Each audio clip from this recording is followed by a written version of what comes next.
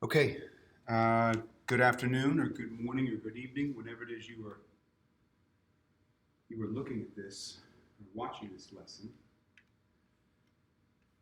We are now on section 2.6,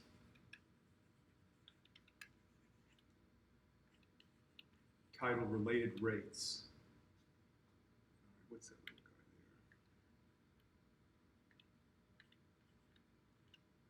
there? This section is really an application section. It's your first really big application section, and it's a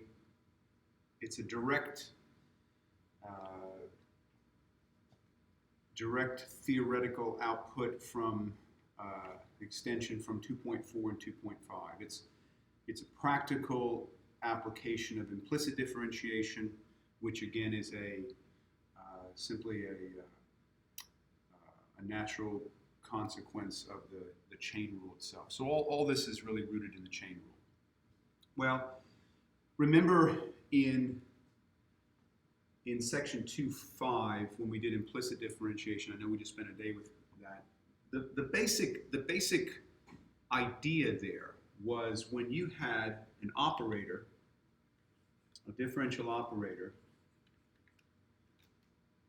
bumped up against a variable that was different than the independent variable, all right, in the operator. So, you know, the y and the x here don't match, right? These guys are different.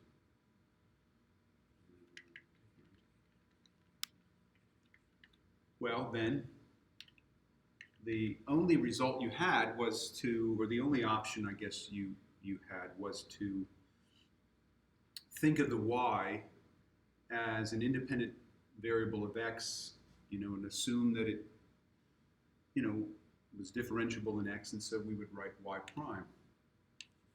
And we would know, or we would understand that the prime there meant d dx. Well, in 2.6, okay, so this was 2.5. In 2.6, the differential operator is going to be exclusively an operator with respect to time. So it's going to be a ddt. So if ddt bumps up against y, that'll be y prime. I told you the story about that professor I had during my short little stint working on a PhD in math, and he was writing primes all over the board, you know, four walls worth of board, and he paused and he asked us what the prime meant, and you know, most people knew what it meant. It meant ddt. So that's a big deal here now. So when you see prime, it's going to mean ddt.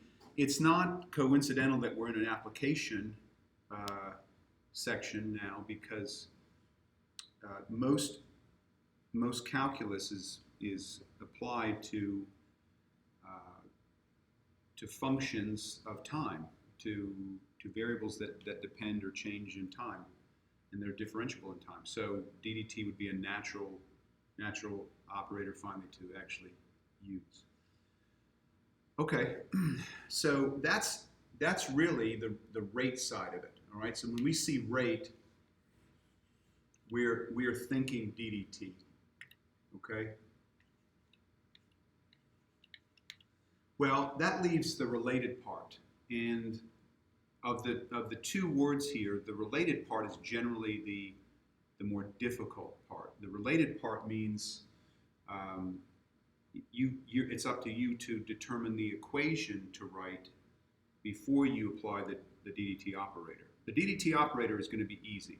That's the calculus part. It's the related part that can be difficult. Okay?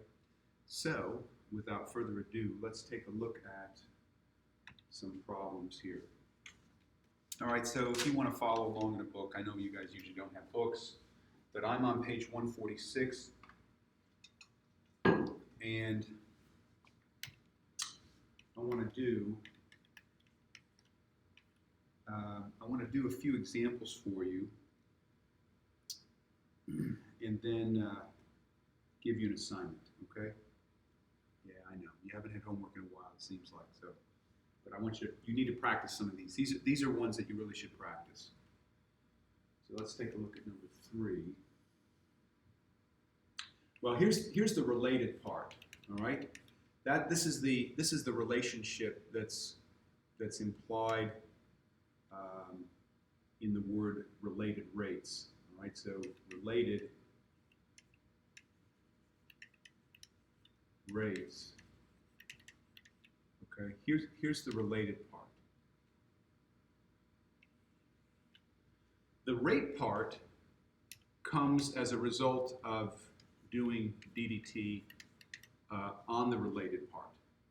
Okay, so Dr. Larson here wants us to find dy dt and dx dt.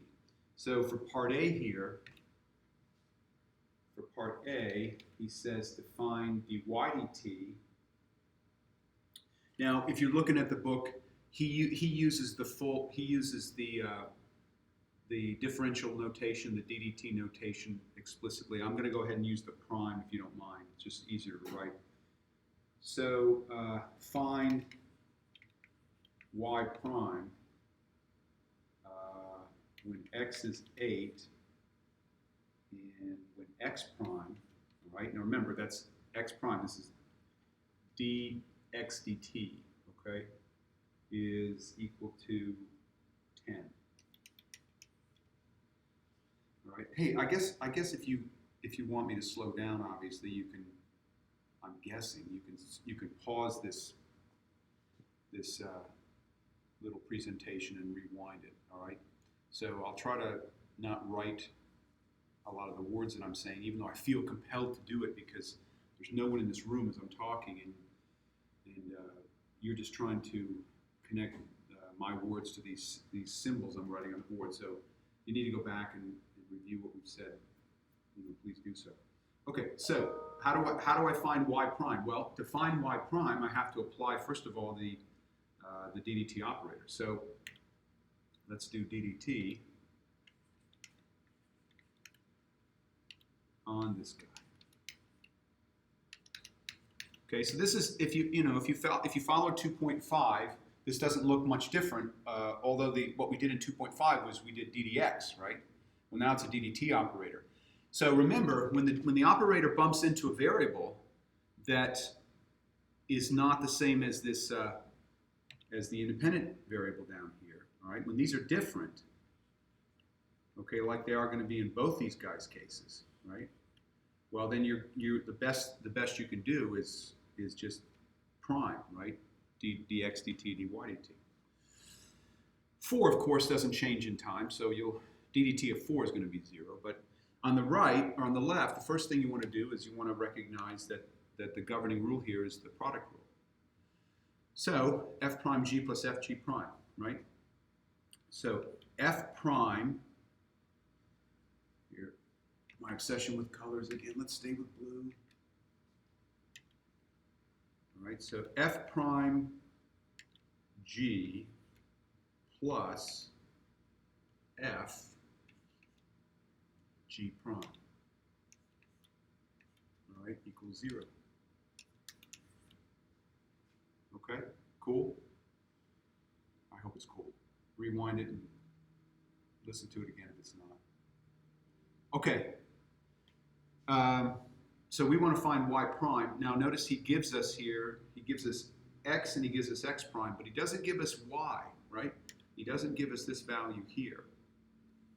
So to find y, we're going to have to use the original equation and plug in the x value. So x is 8.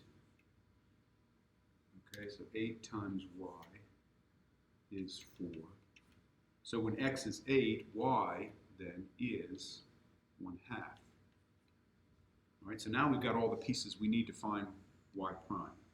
I think if I were you, I would plug in y prime. I would plug in the known values now at this point. Okay, So y prime is equal to 10. Well, it's not equal to, I'm sorry. So 10 times 1/2. All right, so this is this y value here of 1/2 is based on x's value in the original. Okay, that's how we got that value. The x prime and the y prime, they're in a relationship with x and y that's defined by this equation right there. Okay, so 10 times 1/2 plus 8 times y prime equals 0. All right, so if we solve for y prime there, what do we get? So y prime is equal to -5 all divided by 8. Now, if I mess up now, you'll just have to notice it and say, Boach just messed up, but we get the idea. Okay, if I don't catch it, that is. Right, half of 10 is 5, subtract 5 from both sides, that's where the -5 comes from, then divide off the 8. So that's it. Now, this is, let's pause here for a moment. This is, because we're now in application world. This is where calculus is being applied, and so let's ask if we understand what this means. Again, this is, y prime is the instantaneous rate of change of y with respect to time, given these initial conditions. Okay, so this is a set. Go back up here. This is a set of initial conditions. Sometimes we say initial conditions.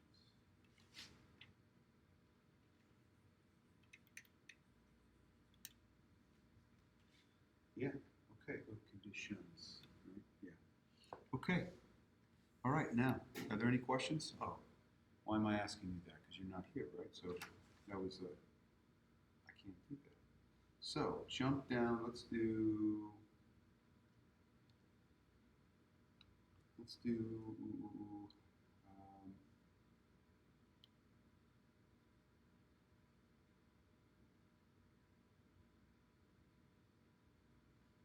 number 13. All right, so I'm hoping that you can get a lot of mileage out of number 3 for the exercises 1 through 8 here. Okay. Let's do number 13.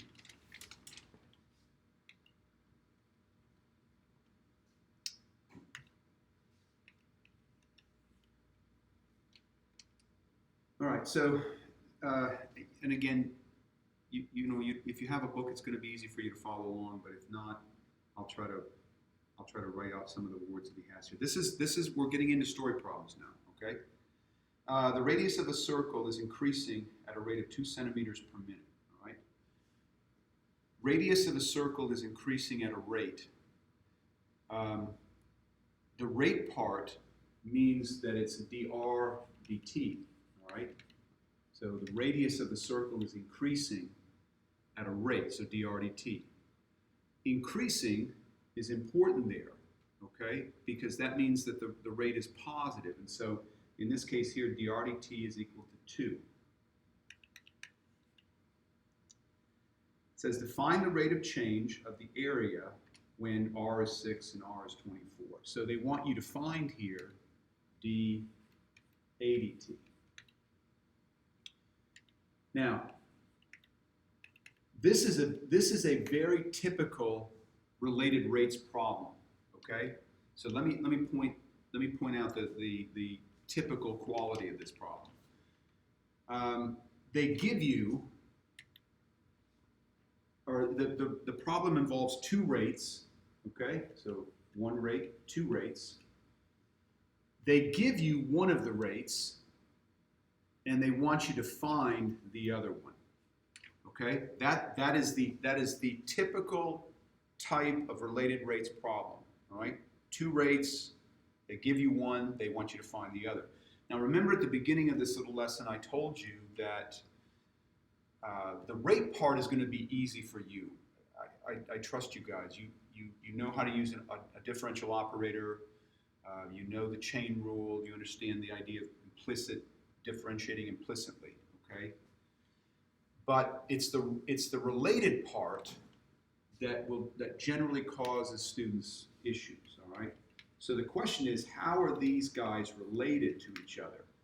Well, related means how do you relate them in an equation? You know, how can I write an equation involving R and A?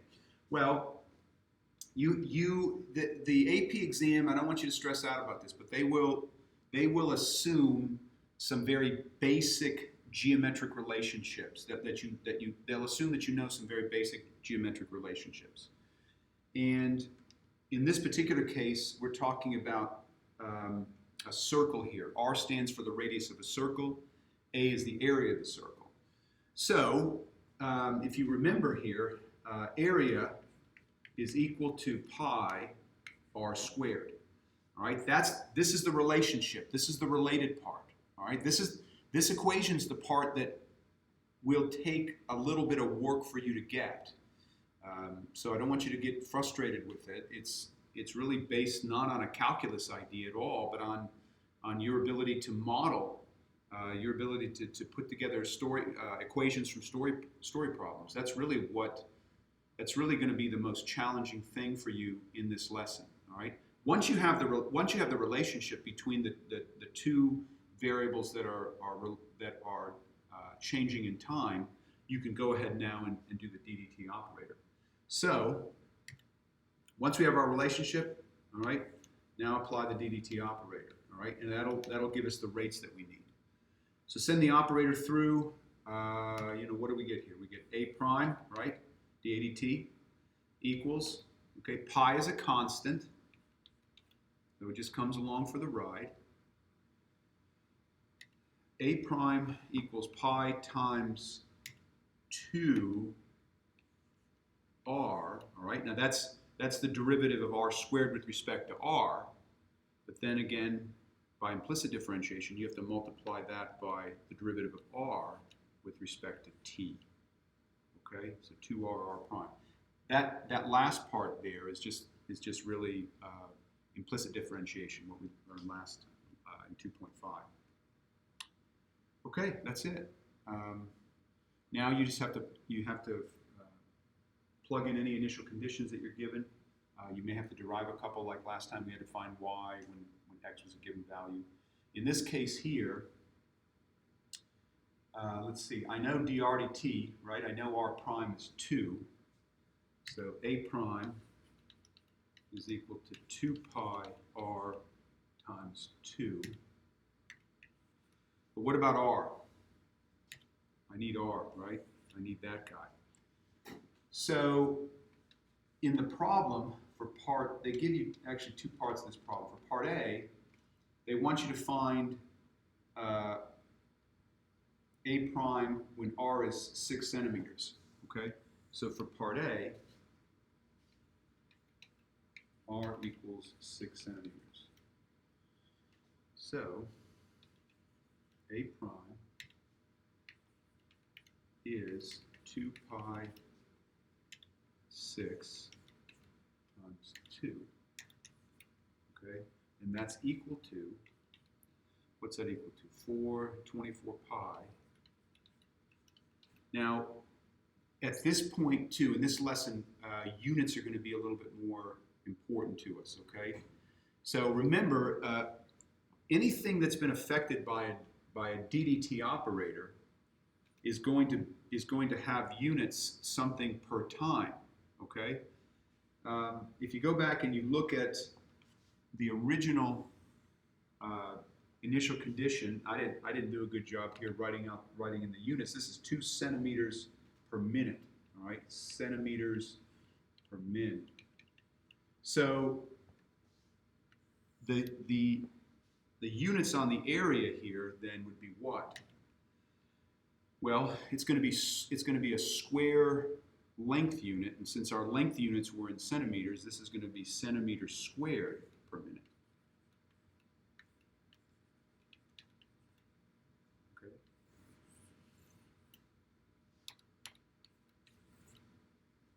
Cool? Oh, yeah, that's right. You're not here. You really can't answer that question of coolness, can you? All right. Part B, you're just plugging in 24. Nothing really different there. All right, let's jump down to number 17. Let's do 17 and let's do 21. All right, and I'll stop there. Okay, so 17.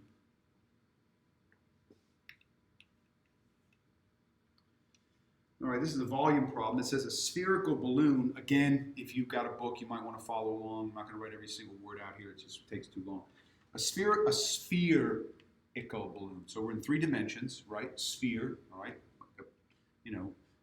Big, well, you know what a sphere is inflated with gas at the rate of 500 cubic centimeters per minute, okay?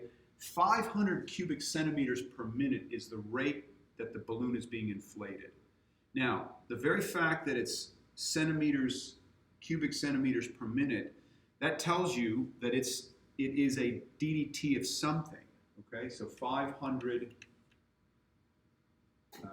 cubic centimeters, cc's, per minute, all right? So this is a DDT of what?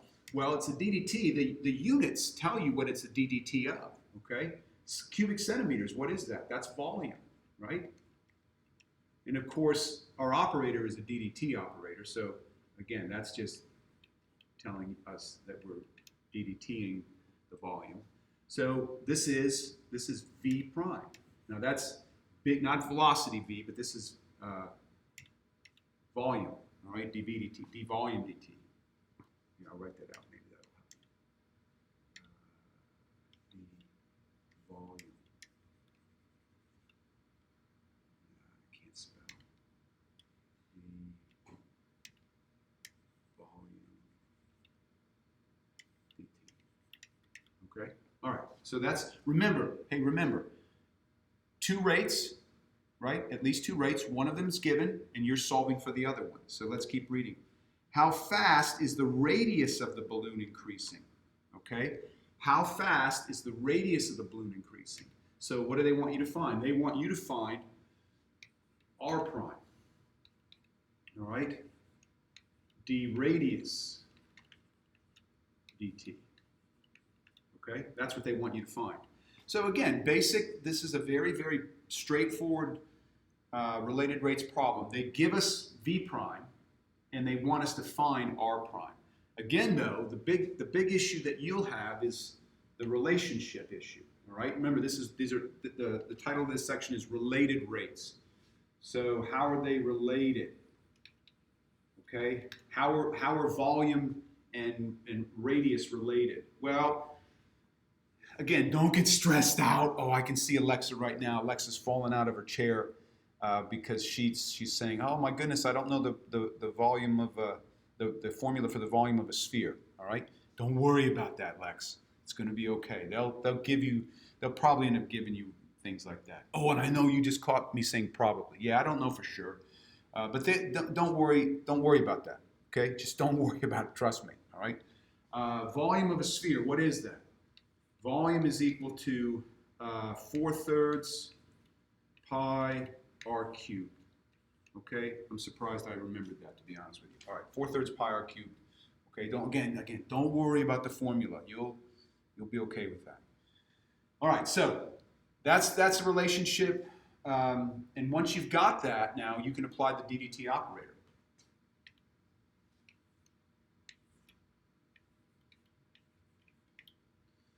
Okay, send the DDT operator through, and all right, I'm getting too colorful here. Let's just go to black here. So V prime, right? That's dV dt equals.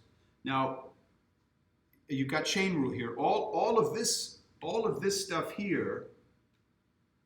All of this stuff here. That's just a big fat constant. Okay, remember that's just a big fat constant. So the 3 is going to come down, right? It's going to knock out that 3 right there.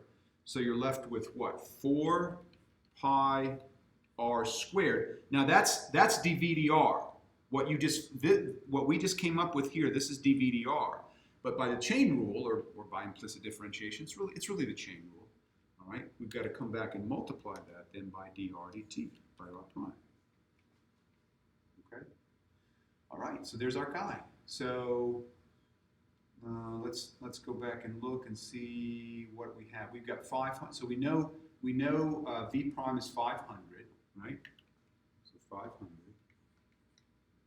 equals 4 pi r squared r prime.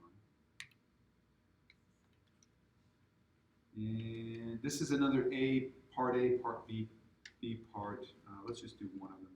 So notice we can't solve for r prime here. That's what he wanted us to find, by the way. We can't solve for that until we know what r value he wants us to use right there. Okay. Hey, one of the more common mistakes that students make on related rates problems is that they stick in values for the variables before the DDT operator has had a chance to go through. If you do that, you're saying that variable is no longer changing in time, and now is just a constant value. And so when the DDT hits it, it's just going to go to 0. Don't plug those values in until you've applied the DDT operator. Okay. So in this guy's case, here we'll just do again the part A. So for part A here, find r prime when r is 30 centimeters. So implication arrow. I know Merritt likes the implication arrow. I love it too, to be honest with you. I've used it all my life. Implication arrow. Hope you can see it right there. 500 equals 4 pi 30 squared r prime. Okay, can you finish this? So r prime is 500 divided by 900 times 4 pi e. So 5 divided by 36 pi. Oh, you're going to make me go get a calculator, aren't you? Okay, let me grab a calculator here.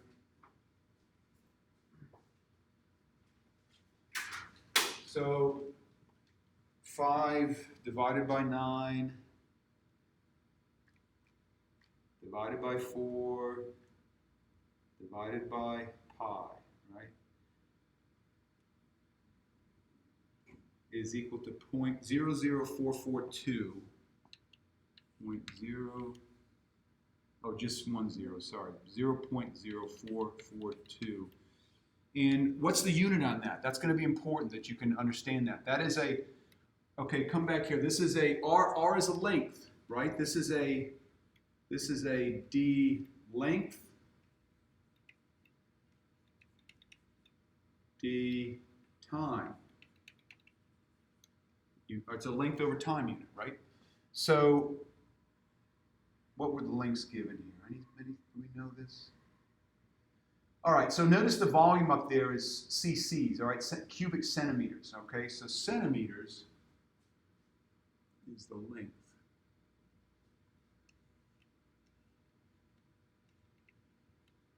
All right, which means what? That means that our related rate is centimeters per, what was the time? Per minute. See the minute there at the top? See it, centimeters per minute? Okay, so centimeters per minute.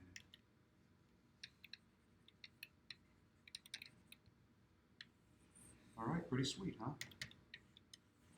Yeah, this is when calculus becomes kind of cool because you can see it applied. All right, one more. I'm going to do 21. I'm going to call it an evening.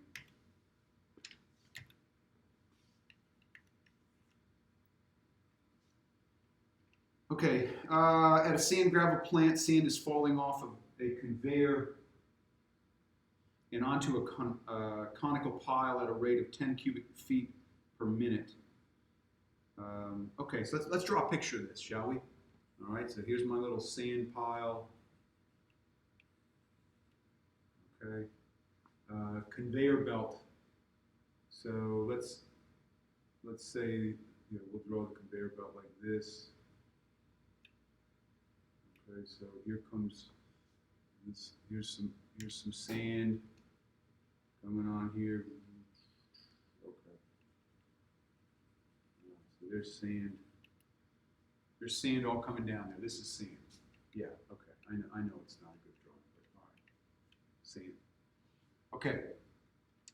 The rate at which the sand is being dumped into the pile is changing in time. Okay. So when you hit it with a DDT operator, it becomes d whatever it is we're measuring in time dt. Okay. So if you look at the problem again, it says that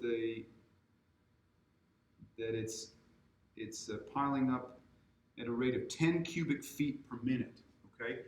Well, 10 cubic feet per minute, right? Cubic feet per minute. This tells you the unit. The unit there tells you everything you need to know, right? Cubic feet is what? I know you can't really answer that. I understand that. I'm just saying that. But cubic feet is what? It's volume.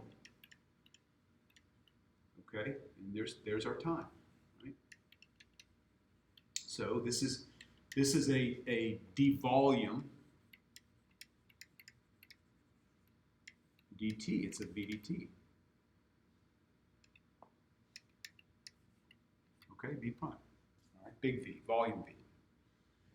Okay, so again, there's a volume. They give us that one, right? And so I'm guessing they're going to want us to find one, and find one. All right, so let's see here.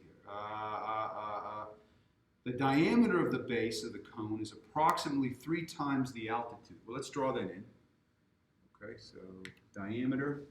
Now that's, imagine this cone being pretty circular. So diameter is going to be this. And the diameter is approximately 3 times the altitude. Well, the altitude is this. Right?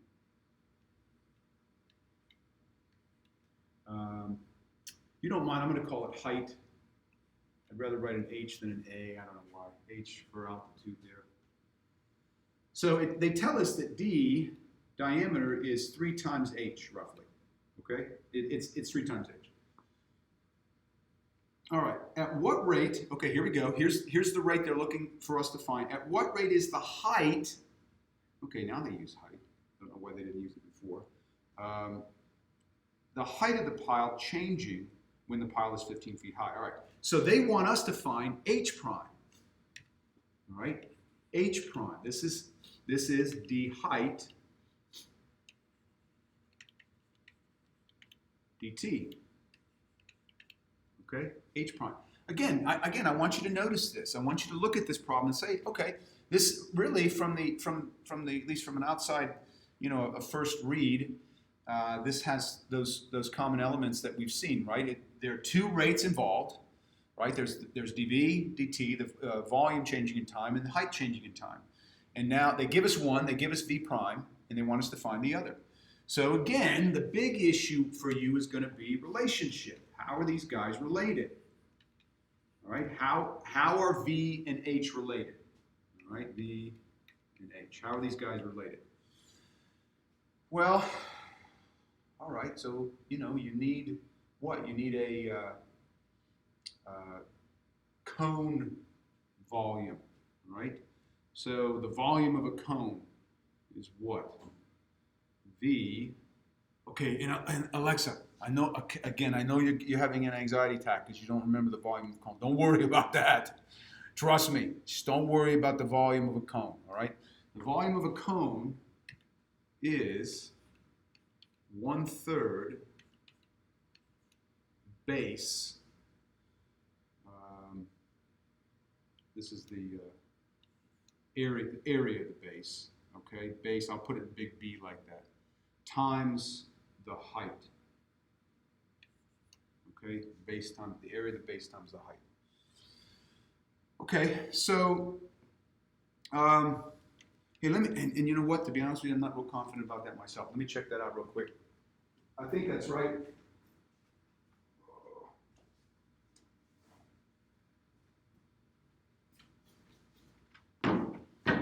So I'm looking in the front of the book here. Yeah, that's right. 1/3 base times height. Okay, so now this is the area of the base. All right, that's what this stands for, area of the base. Yeah, I'm surprised I remembered that, actually. I don't remember these formulas very well either. Okay, don't get freaked out, though. Don't worry about the formula. Okay, just don't worry about that. Look, right now you can look it up, whatever, right? Oh, Alexa, I can hear you screaming. I can hear you screaming about the AP exam. Don't worry about that, all right? I don't think they give you any formulas. The ones you got to know are the basic ones. I'm pretty sure they would give you this one, all right? Okay, so the area of the base of the area of a circle, right? Area of the base of the cone, which is a circle, is what? That's pi r squared. Okay, times the height. Now, you might be asking here, oh my goodness. Well, let me ask you this question. And again, you just have to think about this for a minute. How does this equation, this relationship here, how does it differ from the other ones? All right, now if you want to think about that, you can pause this and think about it, all right? But the answer is that we've got another variable that's changing in time, okay? Now, there's different ways to deal with this guy, but I think, in my opinion, the easiest way to deal with him is to get him out of there, all right? To replace him with some expression involving the h, okay? So what I'm going to do now is I'm going to go back to my, up here, my d equals 3h little equation, and I'm going to rewrite it in terms of radius. So remember that twice the radius, okay, is equal to diameter. D here for diameter. All right, so that means that r is equal to 3/2 of h, right? So we know that r is equal to 3/2 of h. And so now I'm going to do that substitution. I'm going to make that substitution.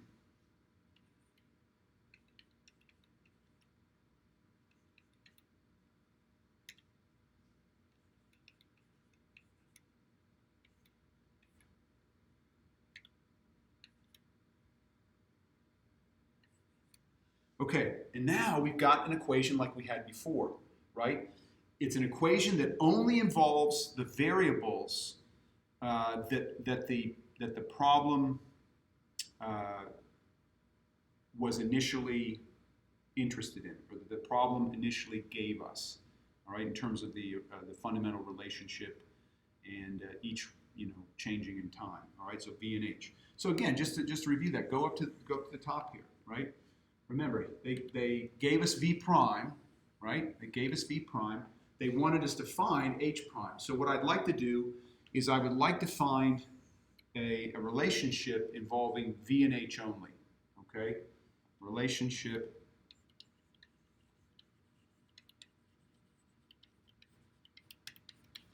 involving V, H only. Now, just as a side note, sometimes it's just as convenient to leave the variable like this r in. But if you did that, you would be looking at chain rule and product rule, right here. See the product? Okay, I'd really rather avoid that. So I'm going to go ahead, before I do the DDT operator, remember, let's simplify, and I'm going to have this last equation here on the right as sleek as I can get it, and then I'll apply the DDT operator. So V is equal to 1/3 pi 9/4 h squared times h, right? And that means V is let's simplify that a little bit better than that. V is equal to 1/3 of 9 is 3, right? So 3/4 pi h cubed. Now look at that. All right, little smiley face because I want you to appreciate that's a really sweet equation right there. Okay? All right, I'm hoping you're thinking it's sweet. All right, now apply the DDT operator. So V is equal to 3/4 pi h cubed. DDT comes in. And we get what? We get V prime equals 3, this 3 comes down, 9/4 pi h squared, but that's dVdh. This is dVdh. All right, but remember the operator coming through is a dVdt, so you're going to have to multiply this by what? That's right, dH dt, right, times h prime. H prime. I don't like that prime. H prime. Okay, so we're looking for h prime, right? Yeah. Remind you that up here equals what? Equals what? Okay. So we're looking for h prime. Now notice here though that I have to know at what point, meaning at what height they want me to find the h prime. So they tell me here, this is another, no, this is not a part A and part B. They say the last part of this, they say find h prime when the pile is 15 feet high, all right? When the pile is 15 feet high. Okay, well that's it. H is equal to 15, right? Now notice, I think it's worth saying here too. Notice that V prime is directly related to h squared as well as to h prime. In other words, V prime is increasing at a rate directly related to h prime, which makes sense, right? The faster the, yeah, I know my computer's dying. I can hear somebody yelling at me about that too. Let me fix that. The faster h prime is, then the faster the volume is changing. That makes sense, right? But notice that the rate at which the volume is changing is also directly related to the square of h. That's a big deal. For a lesson like this where I'm just talking to nobody in here, I'm not going to try to get in a discussion about that right at this point. We can talk a little bit about this, but right now just recognize that's true mathematically, right? In other words, the bigger h is, the larger h is, the greater the V prime will be affected, okay? So V prime is not only changing with respect to h prime, it's also changing with respect to h squared, okay? So when h is 15, V prime is going to be a certain rate, but when h is 30, it's going to be a lot faster. That volume is going to be increasing a lot faster, okay? So that's something that maybe, you think, wait a minute, that doesn't sound like it should be true. But in fact, that is the case. We can talk more about that. But let's just finish this problem now. So h prime here,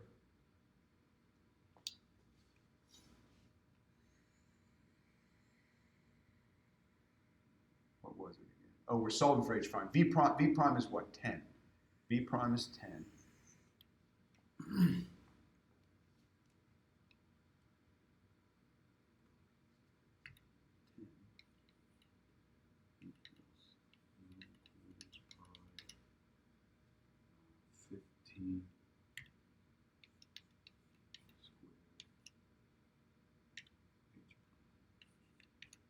So h prime is equal to what? 40 over 9 pi over 15 squared, which is what is that, 225?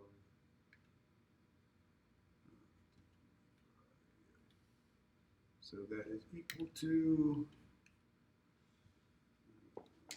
calculator time, 40 divided by 9 divided by pi divided by 225 is equal to 0.00628776. All right, I'll give you all those decimal places here. 0.006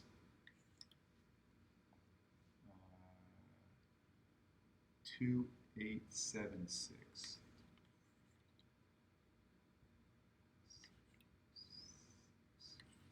And that would be what? The height. I mean, look at that height. That's not changing very much at all, right?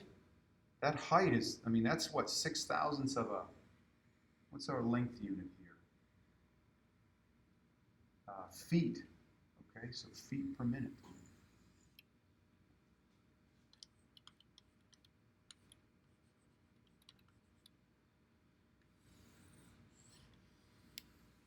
Okay, I hope you got something out of this lesson, watching it like this, and I apologize for missing Friday, but hopefully you can do some of the homework problems.